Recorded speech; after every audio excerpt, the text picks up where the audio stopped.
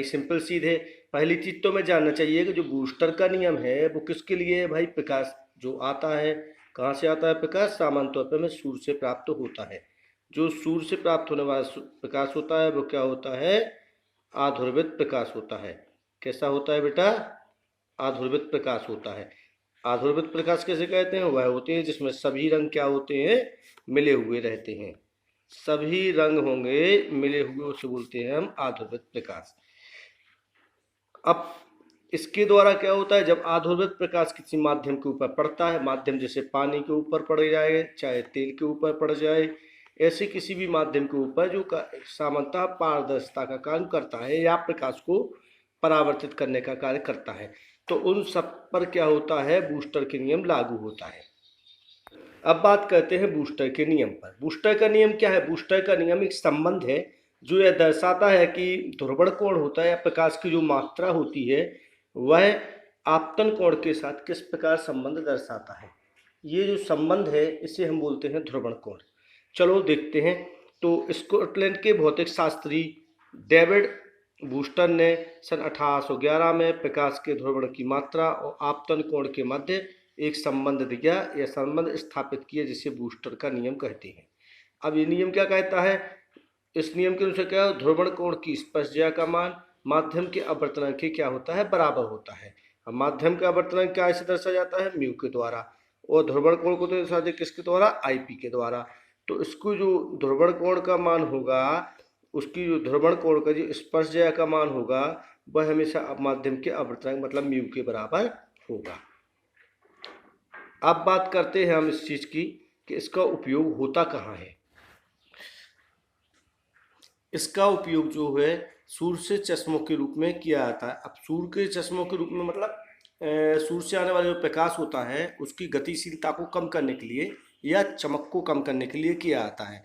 इससे सूर्य से आने वाला जो प्रकाश की चमक होती है उससे क्या है? आंखों को बचाया जाता है।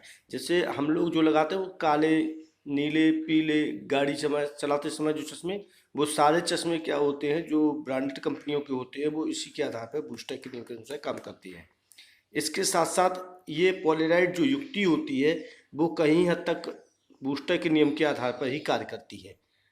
याद रखना, पोलराइड जो युक्ति है, जो उसमें चश्मे बनाए जाते हैं या पोलराइड जो पॉलीथिन बनती है वो केवल बूस्टर के नियम के अनुसार ही बनती है। अब हम बात करते हैं आगे की कि कैसे पता चलेगा कि ध्रुवण कोण और स्नेल के नियम के मध्य संबंध क्या होता है। अर्थात कहने का मतलब है कि बूस्टर के नियम और स्नेल के नियम में क्या संबंध है। तो चलो अब इसके बारे में हम बात करते हैं। चलो, तो हमें पता है कि बूस्टर के नियम से क्या होता है? Mu equal to sine I P.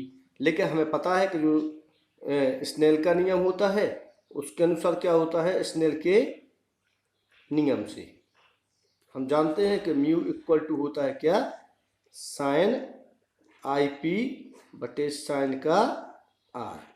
अर्थात कहने का मतलब है कि आपतन कोण की ज्या और अपवर्तन कोण की ज्या के अनुपात क्या होता है? कि नियतांक होता है, जिसे स्नेल का नियम कहते हैं।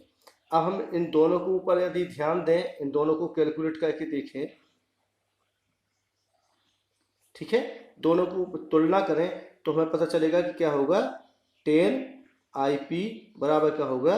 साइन आई पी बटे क्या होगा? Sine R. ठीक है, साइन आई पी और साइन आर। लेकिन 10 का मान क्या होता है? तो यहाँ होता है साइन आई पी बटे क्या होगा? साइन कोच के साथ आई पी। तो इसका मान कितना है? हमें जो कहते हो लिख देंगे। ठीक है, अब ऊपर वाले क्रॉस कर दें तो पता चलेगा कि ये बराबर कितना हो गया? ये। तो यहाँ लिखेंगे sine R equal to cos के साथ आई पी। अब कोच का हमने सूत्र पढ़ रखा है कि चूंकि cos theta equal to sine के साथ क्या होता है? 90 माइनस थीटा। तो यहाँ लगाएंगे हम सूत्र कोच के स्थान पर, तो हम देखते हैं यहाँ क्या होगा? साइन आर इक्वल टू क्या होगा? साइन के साथ और 90 माइनस आई पी। अब ये साइन दोनों रिमूव करेंगे तो हमारे पास होगा R equal to 90 minus I P. तो इसको इस तरफ ले जाते हैं तो क्या होगा? I P plus R equal to 90। अंश। अब इससे हमारा निष्कर्ष क्या निकला? इसके लिए हम इस चित्र का अध्ययन करेंगे। जैसे देखिए, यहाँ सूर्य से आने वाला जो प्रकाश होता है वो सामान्यतः आध्रुवित होता है। जब ये प्रकाश क्या है वायु के माध्यम से किसी कांच के पृष्ठ पर पड़ता है, जैसे मान लो जो कांच के ऊपर फ्रेम है कोई, उसके ऊपर अगर आने वाला प्रकाश होगा वो उस पर टकराता है, तो ये क्या है, इसके अपवर्तन, इसका क्या हो जाएगा, अपवर्तन हो जाएगा। आईसी क्या होगा, यहाँ पे क्रांतिक कोण का मान होगा। अब क्रांतिक कोण कहाँ बनता है, वहां बनता है जहां से प्रकाश आपतित होने वाला है। अब प्रकाश आपतित कहाँ से होगा, प्रकाश सामान्यतः उस जगह से या उस पृष्ठ से आपतित होता है जिस दिशा से वह अभिलंबित किरणें आ रही हों। याद रखना है, अभिलंबित किरणें आ रही हों। इसमें जो एरो के साथ जो डॉट दिखाई गई हैं वो आध्रुवित प्रकाश को, माने अपवर्तन होने वाला प्रकाश क्या होगा, आध्रुवित प्रकाश होगा, और इसके साथ कोण बनेगा जो क्या बनेगा, अपवर्तन कोण बनेगा। वही क्या होगा, जो परावर्तित होगा, जो परावर्तित होने वाला प्रकाश जो डॉट के रूप में दिखाया गया है, डॉट डॉट डॉट डाले रखी है जो मैंने, इन डॉट डॉट दिखाता है कि ध्रुवित प्रकाश होता है। तो ये परावर्तित होने वाला किरण किरण जो होती है, परावर्तित जो किरण बनाती है कोण, वो क्या बनाएगी, ध्रुवण कोण को बनाएगी। अर्थात कहने का मतलब है कि इन दोनों का मान क्या होगा, बराबर होगा। हम दोनों पीछे ही पढ़ के आए हैं कि इन दोनों का मान कितना होता है, I P plus R equal to कितना पढ़ा था हमने, 90 आया था अभी याद। तो चलो अब देखते हैं कि इसके, हमें पता है चूंकि यह एक सरल रेखा है, दिख रही होगी आपको, सरल रेखा दिख रही होगी। अब सरल रेखा कितने का कोण बनाती है, 90 का कोण बनाती है। तो हम कह सकते हैं कि I P plus R equal to R O S, ऐसा भी कह सकते हैं, या ऐसे कह सकते हैं कि ऐसा लिख सकते हैं कि सरल रेखा के लिए क्या होगा, हमें पता है कि सरल रेखा कितने का कोण बनाती है, 180 का कोण बनाती है। तो इसका मतलब क्या हो गया कि यहाँ पे अगर हम रखने जाए तो कोण आई प्लस आर, कोण आई पी प्लस कोण आर, सॉरी अपवर्तन कोण है, छोटे स्मॉल आर से दर्शाया जाएगा, प्लस क्या होगा कोण आर ओ एस, कोण आर ओ एस बराबर कितना होगा, 180। हमें पता है इनका मान कितना था, अभी हल ज्ञात किया था, 90 अंश था। तो इनकी जगह 90 आया तो कोण हो जाएगा आर ओ एस बराबर हो जाएगा 180। अभी दूसरी तरफ पक्षांतर होगा तो आर ओ एस बराबर कितना होगा, हमें पता चलेगा 90 अंश से। माने कहने का मतलब है कि जब दो माध्यमों की सीमा के पृष्ठ पर यदि बूस्टर के कोण पर आपतित होती है तो परावर्तित और अपवर्तित कोण क्रमशः कितने का, 90 अंश का कोण बनाती हैं। या ऐसे कह सकते हैं हम कि दो माध्यमों की सीमा पृष्ठ पर यदि प्रकाश बूस्टर के कोण पर आपतित होता है तो परावर्तित और अपवर्तित किरणें क्या होती हैं, एक दूसरे परस्पर लंबत होती हैं। और सामान्य तौर पर यही पूछा जाता है बूस्टर के नियम से, कि बूस्टर का नियम लिखते हुए समझाइए कि अपवर्तित और परावर्तित किरणें परस्पर एक दूसरे पर अभिलंबित होती हैं, जिनके बीच की दूरी स्मॉल डी और पर्दे से दूरी कैपिटल डी है, जिस पर व्यतिकरण की फ्रिंजें प्राप्त करनी है। पर्दे पर स्थित बिंदु ए से बिंदु पी पर जहां प्रकाश की तीव्रता ज्ञात करनी है, क्यू और आर क्रमशः S1 और S2 के सामने पर्दे पर स्थित बिंदु हैं। तब S1 और S2 से बिंदु P पर तरंगों का पथांतर क्रमशः S2P माइनस S1P के रूप में प्राप्त होगा।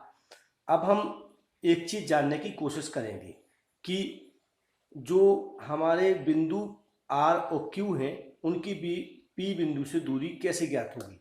तो हमें इन सब के बारे में क्या है, पहले इनका मान लिखेंगे और फिर इनको हम हल करके देखेंगे। तब क्यू पी के बीच की दूरी कितनी होगी, क्यू पी की बात करेंगे तो हम ए पी माइनस क्या होगा, क्यू पी होगा। अर्थात कहने का मतलब होगा एक्स माइनस डी बटे टू। और दूसरी बात करेंगे आर पी की बात करेंगे तो आर पी की दूरी क्या होगी, तो ए पी प्लस क्या होगा, ए आर होगा, अर्थात x plus D by to होगा। जैसा कि आपको यहाँ पर दिख रहा है कि क्यू पी बराबर क्या होगा, A P minus A Q बराबर X minus D by two, और ए पी आर बराबर क्या होगा, A P plus Q R equal to X plus D by two. चलो अब आगे हम देखते हैं कि हमें कौन से त्रिभुज में जाना है। तो सबसे पहले हम त्रिभुज समकोण त्रिभुज में जाएंगे पी क्यू एस वन में। हमें पता है कि कौन सी लगाएंगे, हम पाइथागोरस प्रमेय लगाएंगे। तो पाइथागोरस प्रमेय से क्या होगा, एस वन पी का वर्ग equal to S one Q का वर्ग प्लस क्यू पी का वर्ग, मतलब कर्ण का वर्ग बराबर आधार का वर्ग धन लंब का वर्ग। अब हम इनका क्या करेंगे, मान करेंगे। तो एस वन पी की पावर 2 इक्वल टू क्या, इसका मान क्या था हमें पता, पर्दे के बीच की दूरी है तो डी स्क्वायर होगा, और प्लस इसका मान क्या था, तो हमने देखा है कि क्यू पी इक्वल टू कितना देखा है, X minus D by two. तो X minus D by two की पावर 2। ठीक है, ये हमारा एक नंबर हो गया। इसी प्रकार क्या करेंगे, हम दूसरे बारे में चलते हैं। तो हमें जाना है त्रिभुज कोण में पी आर एस टू में। इसमें जाएंगे तो एस टू पी माने कर्ण का वर्ग बराबर आधार का वर्ग माने एस टू आर की पावर 2 प्लस ए पी का वर्ग, मतलब इसके यहाँ क्या होगा, एस टू की पी की पावर 2, इसका मान क्या था हमें पता है पर्दे के बीच की दूरी, तो डी स्क्वायर प्लस इसका पावर क्या था, तो एक्स प्लस डी वाई 2 की पावर 2, समीकरण नंबर 2। अब हमें पता चला था कि पथांतर से हम जब जानकारी लेते थे, तो हम देखो पिछले बारे पे चलते हैं पथांतर के बारे में। तो S two P minus S one P दिखता है, तो इससे पता चलता है कि दूसरे वाले में से पहले वाले को घटाएंगे। तो समीकरण 1 से समीकरण 2 से 1 को घटाने पर घटाया तो इससे ये वाला घटेगा, तो क्या हो गया, एस टू पी की power 2 minus S one P की पावर 2 इक्वल टू डी में से डी पावर घटेगा तो क्या होगा, 0। और इस वाले में से इसको घटाएंगे तो हम देखेंगे कि ए माइनस बी की पावर 2 का फॉर्मूला ए प्लस बी की पावर 2 का फॉर्मूला लगेगा। तो इसको घटने के बाद हमारे पास क्या प्राप्त होगा, हम कह सकते हैं कि D square plus X minus X plus D Y 2 की पावर 2 में से हम घटाएंगे क्या, डी की power 2 plus X minus D Y 2 की पावर 2, इसको हम इसमें से घटा देंगे। जैसे ही हम घटाएंगे तो हम देखते हैं कि हमारे पास ये दोनों तो यहीं पे कट जाएंगे, और इसको हल करने पर हमें क्या प्राप्त होगा, तो यहाँ प्राप्त होगा 2xd। ठीक है, कितना प्राप्त होगा बेटा, 2xd। आप कैलकुलेट कर लेना, आ जाएगा। और इसको हम दो भागों में लिखेंगे, s2p प्लस s1p और s2p माइनस s1p। अब इस वाले जो प्लस वाला भाग है इसके नीचे ले जाएंगे, तो s2p minus s1p equal to क्या होगा, 2xd बटे s1p प्लस s2p। अब बात उठती है यहाँ लिखना क्या है, यहाँ पे हम लिखेंगे क्या। तो हमें पता होना चाहिए इसके लिए कि यदि क्या हो,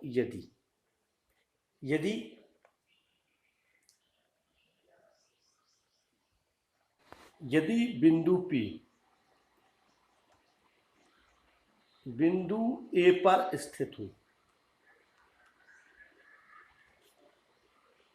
तो क्या होगा, S1P बराबर S2P इक्वल टू डी।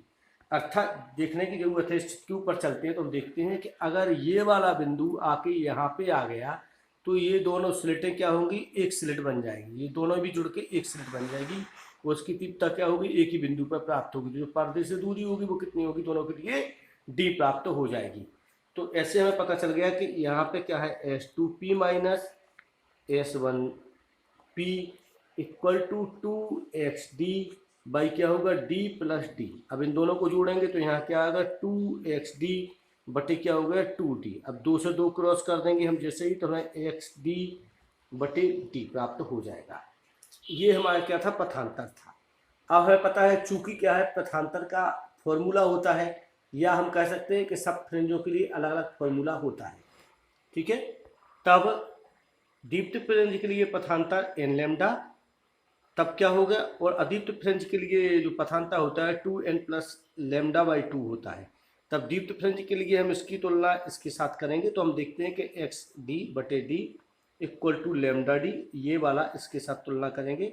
तब इन दोनों के रूप में हमें निष्कर्ष क्या निकलेगा, इसमें से एक्स का मान निकालना है और इसकी इसके साथ तुलना करेंगे तो हम देखते हैं दोनों की तुलना करके देखते हैं तो हमें क्या प्राप्त होता है। दीप्त फ्रिंज के लिए क्या होता है, एक्स एन इक्वल टू क्या निकल के आएगा हमारे लिए, एक्स का मान जैसे मैं यहाँ पे मान लिया जाए कि हमें एक्स का मान लेना है तो ये वाला ऊपर जाएगा ये वाला नीचे जाएगा तो क्या होगा N lambda D capital small में डी। और एन बी अदीप्त के लिए, अदीप्त फ्रिंज की दूरी कितनी आएगी, फ्रिंज की दूरी तो हम इससे निकालेंगे, इसका कैलकुलेट करना है एक्स के लिए तो एक्स एन बराबर क्या होगा 2n+1 लेमडा बटे 2 इंटू क्या होगा डी कैपिटल में डी और नीचे क्या हो गया स्मॉल में डी। तो इस प्रकार क्या है हमें दीप्त और अदीप्त फ्रिंज के बीच की दूरी ज्ञात हो जाती है, इसके द्वारा दीप्त और अदीप्त फ्रिंज की दूरी ज्ञात हो जाती है। जब इनकी हम तुलना करते हैं तो देखते हैं एन फ्रिंज के लिए दीप्त की दूरी कितनी निकल के आती है, एक्स एन बराबर एन लेमडा डी बटे 2 और अदीप्त के लिए निकल के क्या आती है एक्स एन बराबर 2n+1 lambda D upon 2d। ठीक है, अब बात आती है फ्रिंज चौड़ाई की। फ्रिंज चौड़ाई पहले तो पता होना चाहिए, फ्रिंज चौड़ाई को बीटा से दर्शाते हैं और परिभाषा क्या है कि दो दीप्त या अदीप्त फ्रिंजों के बीच की दूरी को क्या बोलते हैं हम, फ्रिंज चौड़ाई कहते हैं। इसे क्रमशः बीटा के द्वारा दर्शाया जाता है। अब इसके लिए हम व्यंजक ज्ञात करते हैं। माना किन्हीं दो क्रमागत दीप्त और अदीप्त फ्रिंजों की दूरी क्रमशः क्या है एक्स एन और एक्स एन प्लस 1 और X dash N plus X dash N plus 1। जो दीप्त के लिए है वो एक्स एन और एक्स एन प्लस 1 और अदीप्त के लिए है एक्स डैश एन और एक्स डैश एन प्लस 1 होगी। ये याद रखना है कि किन के लिए हमें दीप्त लिया है किन को अदीप्त लिया है। तब बात उठती है इन दोनों के लिए इसकी दूरियां लिखना। तो चलो हम इसकी लिखते हैं। तब दीप्त के लिए क्या हो, दीप्त के लिए निकल के क्या आएगा, हमें पता है कि एक्स एन इक्वल टू क्या होगा N lambda D by D और X N minus X N plus 1 equal to X plus N, क्योंकि एन की जगह एन प्लस 1 आएगा और लेमडा डी बाई डी होगा। तब फ्रिंज चौड़ाई क्या होगा, बड़े वाले से छोटे वाले को घटाएंगे, घटाने पर प्राप्त होगा लेमडा डिवाइडेड डी। इसी प्रकार अदीप्त के लिए बात करेंगे तो कैसे होगा एक्स टेन लेमडा और 2n+1 लेमडा डी। अब यहाँ क्या होना है, 1 रखा जाना है, बल्कि इसके लिए डैश के लिए तो यहाँ 2 ये हो जाएगा और 2 ये कितना हो जाएगा 3, जो हमने बाद में ले रखा है सीधा एक साथ। तब इसकी फ्रिंज की चौड़ाई कितनी होगी, इस बड़ी वाली में से छोटी वाली को घटा देंगे तो हम निकल उत्तम लेंगे तो हमें प्राप्त होगा लेमडा डी बटे 2। अतः कह सकते हैं कि दीप्त और अदीप्त फ्रिंजों के बीच की दूरी क्या होती है, बराबर होती है, उनकी फ्रिंज चौड़ाई क्या होती है, बराबर होती है। इसके आगे की जो वीडियो बनेगी वो पार्ट 2 में बनेगी, जो आप इंतज़ार करना 2 दिन बाद या 1 दिन बाद आपको मिल जाएंगे।